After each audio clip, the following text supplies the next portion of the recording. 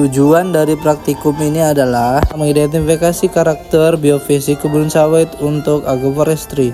Yang kedua, merancang pola tanam agrosilvo kompleks. Yang ketiga, melaksanakan penanaman dan pemeliharaan pohon hutan. Yang keempat, menganalisis interaksi sawit dan pohon hutan. Yang kelima, mengevaluasi potensi ekologi dan ekosistem.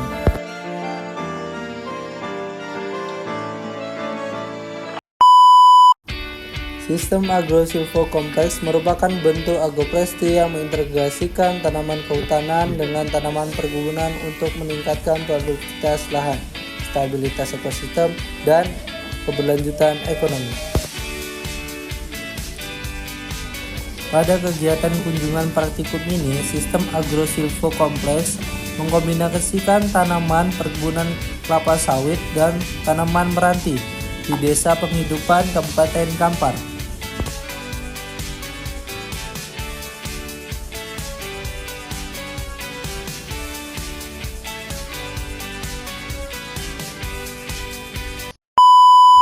Untuk penanaman bibit meranti dilakukan pada saat umur sawit mencapai 7 tahun dengan metode penanaman menggunakan pola mata 5.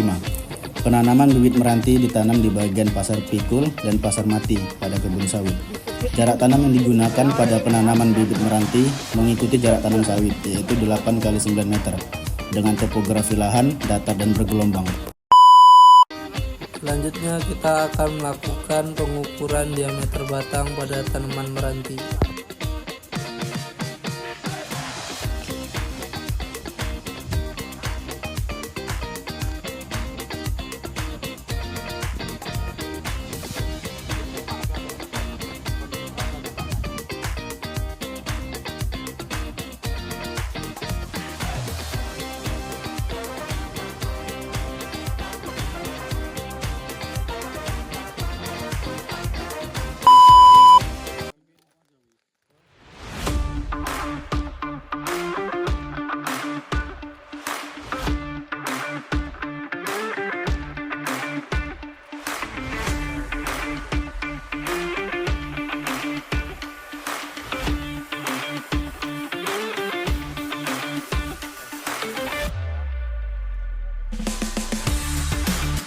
Aja sebenarnya sih lo nih.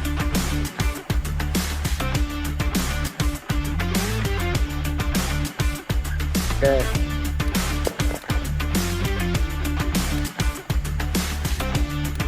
Goyang-goyang ah.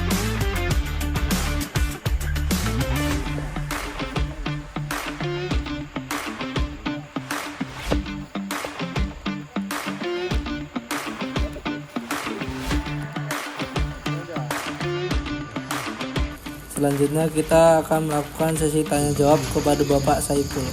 Pak, izin bertanya Pak. Sebelumnya perkenalkan, nama saya Ahmad Fadil. Jadi di sini kan untuk teknik tanamnya kan itu ada di pasar mati dengan di pasar angkongnya Pak. Jadi untuk pemupukannya ini Pak melebihi dari dosis, semisalnya cuman untuk tanpa tanaman pohon nih Pak, semisalnya cuman sawit aja, itu pemupukannya ditambah atau gimana Pak? Saya jawab ya. Ini kalau apa tetap standar saja, tetap kita pupuk sawit ini tidak kita pupuk. Pemupukannya Pak. Tetap standar saja pupuk sawit. Kehadiran pohon ini tidak memberikan apa maksudnya itu? Oh, kalau ditanam pohon nih berarti pupuk sawit tambah Pak? Enggak. Tanaman itu tidak perlu dipupuk. Itu apakah tidak terjadi perebutan nutrisinya gitu Pak? Ya saya jawab juga karena sudah teruji oleh almarhum Profesor Suhardi itu, katanya meranti ini tidak akan merebut pupuk sawit, makanan sawit. Dia ratusan pohon yang telah dicobanya. Di meranti ketemunya yang tidak merebut makanan sawit. Jadi gini, ini kan kaitannya masalah struktur akar. Ya, akar meranti ini ngunjamnya ke bawah. Nggak jalan sana kemari dia. Jadi dia akar meranti ini tipikalnya itu akarnya ngunjam ke bawah gitu. Adapun ke kiri kanan itu bertahan. Itu untuk memperkuat tumbuhnya aja. Ya, untuk mempertahankan pokok. Ya. Jadi antara akar di sini dengan akar sawit itu hampir tidak ada ketemu gitu. Akar sawit kan akar serabut. Ya. Nah, akar serabut makanya pada daerah apa? Pada daerah piringan-piringan pupuknya itu yang jaraknya hampir 2 meter dari apa? Dari pohonnya. Coba tengok, Anda jarik 2 meter. Tidak akan kena ketemu dia dengan apa akar. Apalagi tipikal tanaman kehutanan ini tidak perlu pemupukan. Jadi karakter genetiknya itu dia pandai karena akarnya menghujam ke bawah.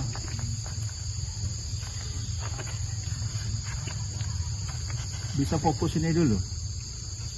Jangan sampai kau ngulang pula tahun 2026 kemari lagi. Jangan. Nah, itu tadi. Jadi karena tipikal akarnya, tidak terjadi kompetisi akar. Kemudian ini tadi, tanaman pepohonan kehutanan ini, menghujamnya itu sampai ke apa? Sampai ke horizon C. Kalau ini sampai horizon B cuma. Si penanaman uji coba nih Pak. Jadi untuk seandainya nanti sudah replanting dan pada umur sawit sudah 7 tahun kemudian, ini untuk sistem penanamannya tetap di Pasar Mati dan Pasar Angkong atau di Pasar Mati aja Pak? Ini saya jawab ya. Ini kalau saya punya kebijakan ya mungkin karena udah pengalaman saya di situ, mungkin di Pasar Mati aja lah.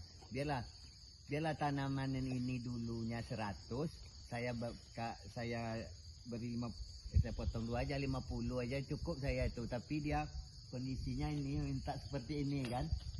Untuk apa kalau kita punya tanaman 100 tapi 50 cuma sebesar ini atau sebesar itu. Pak, nah, kan yang sudah dijelaskan sawitnya kan tanaman di umur 7 tahun. Gabung aja. Kan tadi untuk tanaman sayang ini kan 19 tahun. Dan untuk umur pada sawit ini berarti 26 tahun gitu. Sekarang Ya, jarak tanam sawit ini Pak berapa? sebetulnya kalau akurat tanam sawit itu 89. Kalau ini kan kita kena masuk satu tanamannya. Tidak sama dia. Tidak berat sangat. Ini termasuk baris tentara dia ini. 89. Nah, jadi di tengahnya apa? Di tengahnya Meranti. ya. Oke. Di mata kelima deh ya.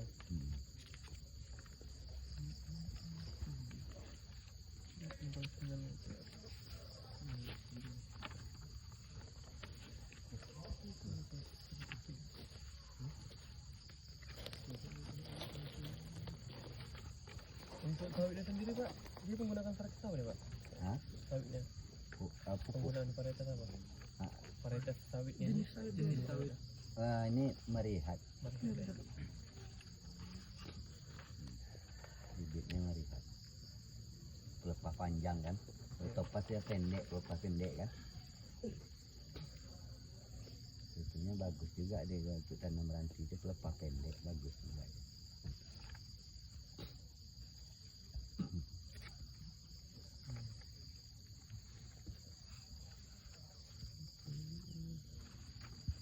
Ini Pak, pohon meranti ini pernah dilakukan pemangkasan nggak Pak? Nggak pernah. Pernah ya Pak? Bruning kan? Iya Pak. Nggak pernah. Ini jatuh sendiri itulah ini. Sendiri ya Pak. Nah, tapi kalau dipangkas lebih bagus itu sebetulnya. Lolos ya ke atas. Jadi cahaya matahari penuh ke sawit. Dan ini kan ada yang nggak penuh dapat cahaya kan. Nah, sedangkan itu gemuk juga dia di atas. Dia contohnya kalau sawit tidak rusak itu kan gemuk dia di atas. Nah, gemuk ya buahnya tengok besarnya. Jadi udah 26 tahun ya apanya sawit kita. Ada rencana replanting berapa tahun lagi Pak? Minimal umur 30. 30.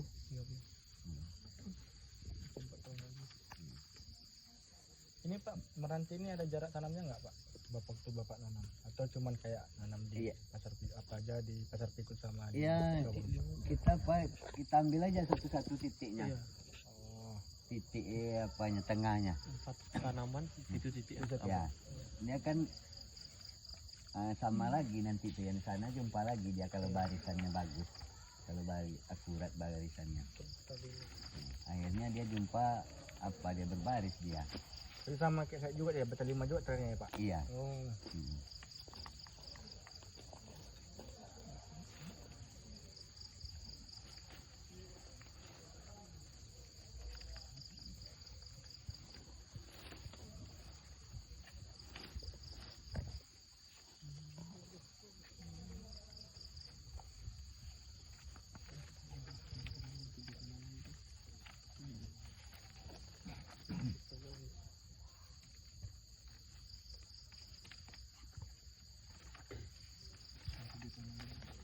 Dari penglihatan kami ada beberapa pokok sawit yang memang kelihatan kurus.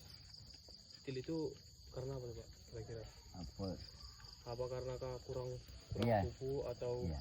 Perawatan itu. perawatannya berarti kurang, Pak ya? Iya. Perawatan. Atau dia dulu jenis bibitnya kan, kalau masyarakat ini kan ya, jenis bibit tuh kadang nggak tahu mana yang bibit yang apa kan. Seharusnya yang kurus-kurus itu dari dulu itu udah bisa dibuang sebetulnya, diganti kan. Ini diteruskan dari bibit. Berarti bukan karena pengaruh pohon makanya ya, Enggak. penggantinya Nah, yang ini membuat bisa kita lihat beberapa bagian ini di sekitar Meranti ini ya. Nggak rusak dia, gemuk ya, hijau, nggak kuning dia kan, daunnya nggak kuning dia.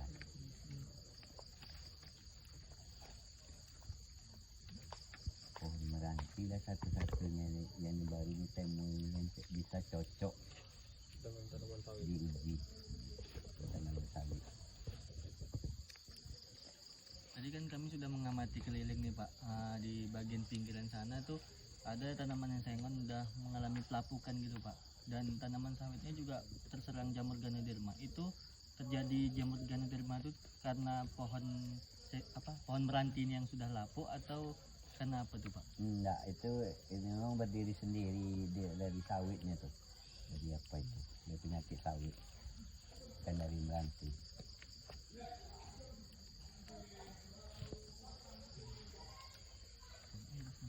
Untuk planning kedepannya, apakah orang Bapak akan mengganti bibit sawit ya Pak? Apa mungkin Tentu. nanti ya Tentu ya. Bibit. nggak bakal makan marihat lagi berarti ya? Ya melihat tapi yang teruji lah, yang dulu ini kan tidak teruji. Nah, gitu. Yang teruji lah bibitnya.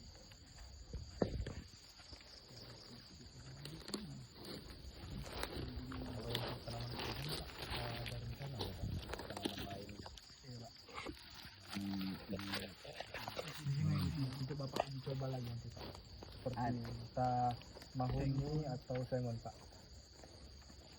Pernah ada di tempat lain buat percobaan tanaman lain, memang nggak apa sebagai garu apa di dalam sawit dia. Kayaknya dia yang kalah. Sawit yang kalah Pak. Enggak. Oh, garu yang kalah. Yang pertama ditengok tuh dia yang kalah. Pertumbuhannya enggak maksimal. Kalau di Meranti inilah dia bisa lolos ke atas ya. Dia enggak dapat cahaya matahari ya. Kalau di misalnya yang bilang Pak dosen tadi, untuk pagar bagus ya, karena di pinggir kan dapat apa dia? Dapat cahaya matahari. Lagi pun selain dari Meranti kayaknya nggak tahan lembabnya kan, di bawah sawitnya kan agak lembab. Iya betul. Ya. Tahan lembabnya. Itu hebatnya Meranti. Meranti ini di sini 3 jenis dan 6 itu. Itu ada jenis lain itu, tapi nggak cocok juga, tetap leprosula ini. Jadi Bapak kedepannya menggunakan leprosura Pak? Iya. Semua Pak? Iya. Semua ya Pak. Untuk penjualan kayunya nanti Bapak jualnya kemana Pak? Atau nanti mendatangkan tukang kayu atau Bapak menjualnya sendiri Pak gitu? Ini sebetulnya banyak cara untuk menjual itu tuh. orang Somel datang ke sini bisa, kita yang ngantarkan ke Somel atau ke perabotan bisa. Banyak cara. Banyak caranya. Diolah di sini kita jual apa kayu apanya, kayu jadinya bisa diolah ke Sinso sini kan. Iya Pak. Bisa banyak cara. Ini kita ini sebetulnya kebutuhan lokal tuh banyak, kebutuhan lokal tuh kayu lokal lingkungan. Ya, pembangunan rumah lah apalah tidak mencukupi kebutuhan kayu kita ini karena kayu udah sulit. Tidak payah jualnya. Berarti tergantung kebutuhan lagi coba. Iya. Apalagi kalau kita tanam sendiri itu ada sejarahnya, ada kronologinya, bisa kita lewatkan ke kota jualnya supaya mahal. Karena ada kronologinya tanam sendiri, bukan hutan, kawasan hutan yang kita babat, yang kita tumbang. Ada kronologinya, ada kelompok taninya, ada usul asalnya. Itu boleh kita lewat ke kota, jualnya kemanapun bisa kita jual. karena tanaman sendiri. Kalau dipandang polisi itu kan asal kayu meranti kan dia pikirannya dari hutan aja itu, tapi karena ada kronologinya, ada kelompok taninya, ada buktinya, ada mahasiswa datang penelitian ke situ, bisa kemanapun kita bawa bisa. Mau bawa ke Bandung nanti bisa ini, dikasih saksinya BPDAS, rekomendasinya.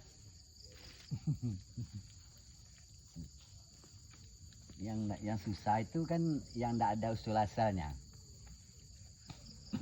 Jadi tidak perlu takut menjualnya, ditangkap ke hutan. Endemik Riau ini meranti.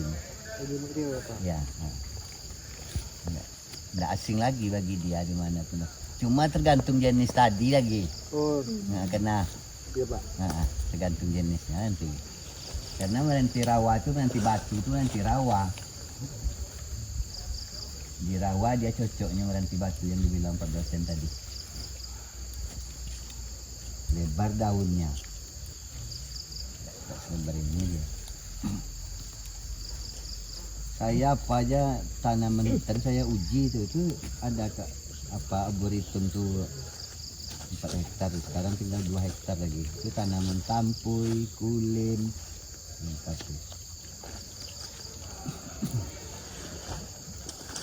kayu-kayu yang bakal punah itu saya selamatkan tuh, karena sayang nanti di belakang hari anak-anak kita tidak tahu dia ini apa jenis, apa bentuknya kayu kulim, dan tidak punya ilmu itu lagi dia. Apa bentuknya kayu kulim, apa kuras. Sehingga pun kita di tempat arboretum itu bisa nanti dia sejalan dengan ini aja ya, tapi di pinggir kampung. Bisa ada tuh, kalau ada yang tahu sini pohon tampuy, buah kayu tampuy tahu? Ada yang tahu? Enggak. Kan belum ada pengalaman itu. Padahal itu Riau punya itu, endemik Riau itu. Diambil sama orang Bogor. Ditanamnya di sana, diekspornya buahnya ke luar negeri karena buah pengalengannya. Enggak. Kalau di sini jual tidak terbeli sama masyarakat Indonesia mungkin. Oh, Pak. Ya, kita luruskan sendiri dari apanya, ya. Itu yang bengkok dia Pak. Ya. Dari bawah Pak. Ya. Itu kayak mangkok itu kan.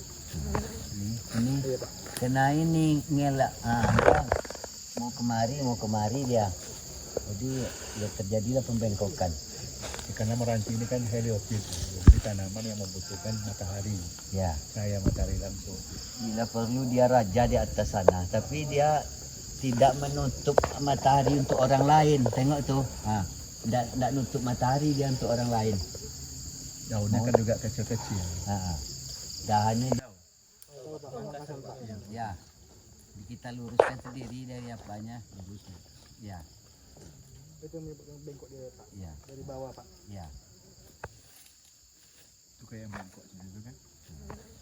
Ini Iya Pak. kena ini ngelak, mau kemari dia. Jadi ya terjadilah pembengkokan. Karena meranti ini kan heliofit,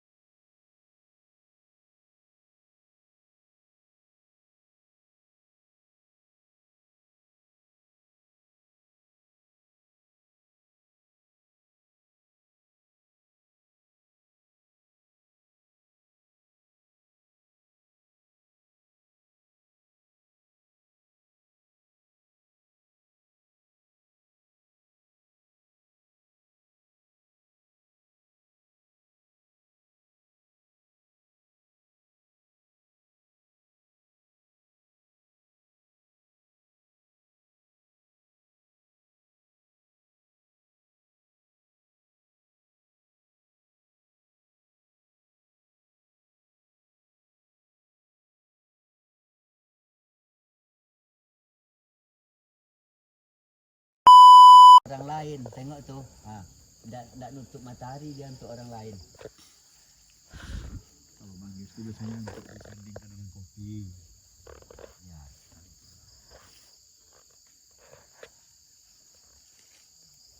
%80 pohon ini dahan besar pertamanya itu dari timur. Kalau dalam hutan kita tersesat, carilah rata-rata kayu itu dahan besar pertamanya di timur. Itu kita udah dapat kita itu arah sebelah timurnya. Jadi udah tahu kita kanan, utara, kiri, selatan. Di depan ke barat. Ada tuh akar naik pertama. Akar naik pertama itu dimanapun dia belit-belit di tanah tuh dia tetap naiknya dari timur.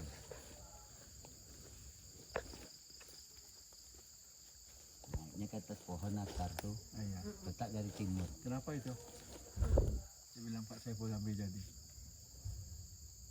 Kenapa kok dari timur, dari barat, dari utara, selatan? Karena mengikuti sinar matahari terbit, Pak. Ilmiah lain apa? Kenapa? Cahayanya lebih tinggi gitu. Kan itu kan kayak dengan masalah fotosintesis. Kemudian Lagi tingkat mengikuti kelembaban apa, juga. Pak? Mengikuti perputaran bumi ini, Pak. Mengikuti perputaran bumi, Pak. Bukan. Pertama karena dia butuh cahaya matahari. Kemudian tentu arah timur dulu.